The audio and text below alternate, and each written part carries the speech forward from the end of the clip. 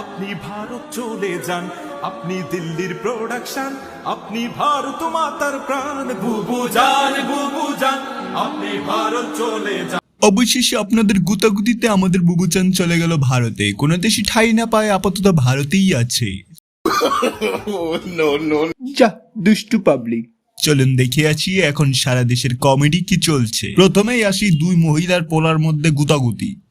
तेरी जबान बहुत चलती है सूर्या, हाथ ज्यादा चलता है। मेरी पावर को मत भूल तो, मुझे याद रखने की जरूरत नहीं। मुझसे हाथ मिला ले, गद्दार से दोस्ती नहीं करता, मारा जाएगा। अपनी सोच, इतना गुरूर ठीक नहीं। सर पर कफन बांधने वाले मौत से नहीं डरते।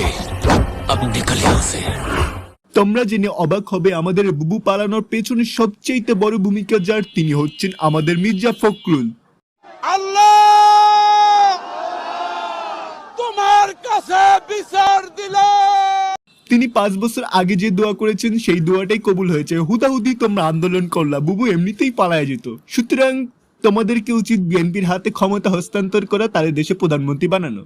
যাক, সেটা বড় কথা নয়। বড় কথা হলো রাজধানী এলাকাবাসীর আতঙ্কে ঘুম হারাম হয়ে যাচ্ছে ডাকাতেদের।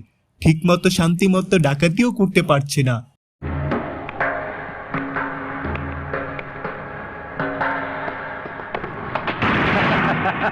আহো বাতিজা আহো, দেখছো তোমার লে কত বড় ফুকনিটা রাইখা দিচ্ছে, আর এইটা তোমার পাচাটা ঢুকাই দেবো।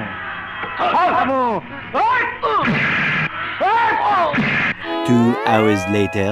কি শুরু করছে এই গেঞ্জি জেনারেশন? গতকাল ড্রোন দিয়া খুঁজছে, আজকে আবার বিএমডাব্লিউ নিয়ে বেরিয়েছে। কয়েকজন তো রামদানিয়া, আরেকজন জার্মান শেফার্ড নিয়া রাস্তায় বিরানি রান্তাছে, ক্রিকেট খেলতেছে। আমরা কি শান্তিতে ডাকাতিও করতে পারবো না? Akash Vora Tara Hogomara Shara. Pray করতেছি যাতে ডাকাত আমাদের এলাকায় আসে, এটা আমাদের একটা ইচ্ছা। অনেক দিন হয়েছে ডাকাত ধরি না, কালকে রাত্র থেকেও ট্রাই করতেছি, আজকে রাত্রেও আসি। We really pray and hope যাতে একটা ডাকাত আমরা ধরতে পারি। দোয়া করবেন আমাদের জন্য। চলেন এবার দেখি আমাদের পরাজয় ভাতিজা তার মাকে নিয়ে কি বলে। প্রিয় দেশবাসী, আমি এই বেঈমান হাসিনার ছেলে পরাজয়। আপনারা আমার মাকে দেশ থেকে বের করে দেওয়ার পর সে আমার ঘাড়ে এসে বসেছে। যাই হোক, আমার মা আপনাদের উদ্দেশ্যে কিছু বলতে চায়। মা, তুমি বলো। এই কথাটা বলতে পারলি? দেশের সয় সম্পত্তি চুরি করে তোদেরই আমি দিলাম। আম্মু দুষ্টামি না, দেশের মানুষদের জন্য যা বলার তা বলো। আগে তো স্বজন হারা ছিলাম, এখন দেশ হারা হলাম। আমি আপনাদের কি না দিলাম? মেট্রো ট্রেন, এক্সপ্রেসওয়ে, পদ্মা সেতু, এমনকি আপনারা যে আমাকে নিয়ে টোল করেন এই যে ফেসবুক, সেটাও আমার ছেলে পরাজয় দিল। আর আমি কি পেলাম? আম্মু দাঁড়াও।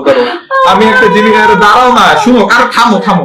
আমি একটা জিনিস দেখলাম, তুমি কাঁদলে খালি তোমার নাক দিয়ে পানি বেরোয়, তোমার চোখের পানি কই?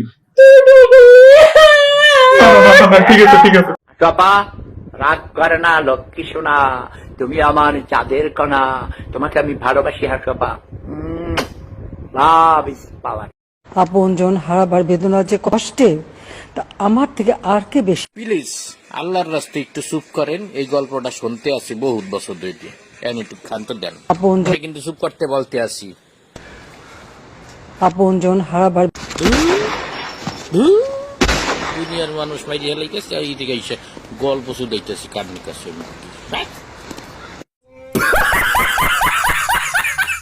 খাচ্ছে দোরানি, পাচ্ছে বিরানি, থুকু বাইরানি।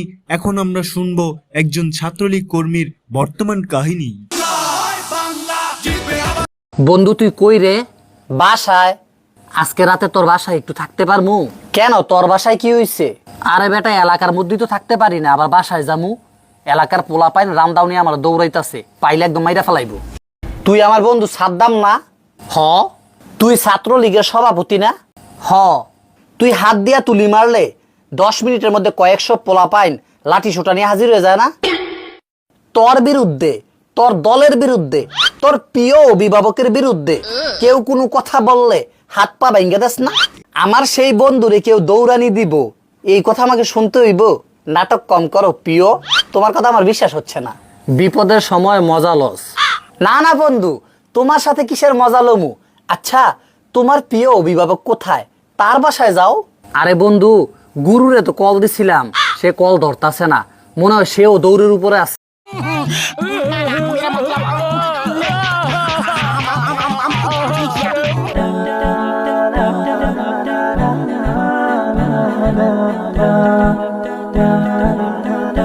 এই যে ইয়ার মধ্যে ধরছে ছাত্রলীগেরা ছাত্রলীগ মানে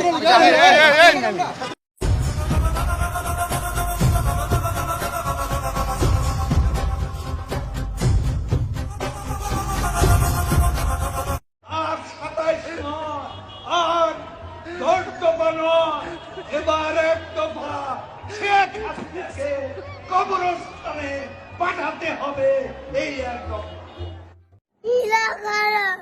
কোথা থেকে এলো?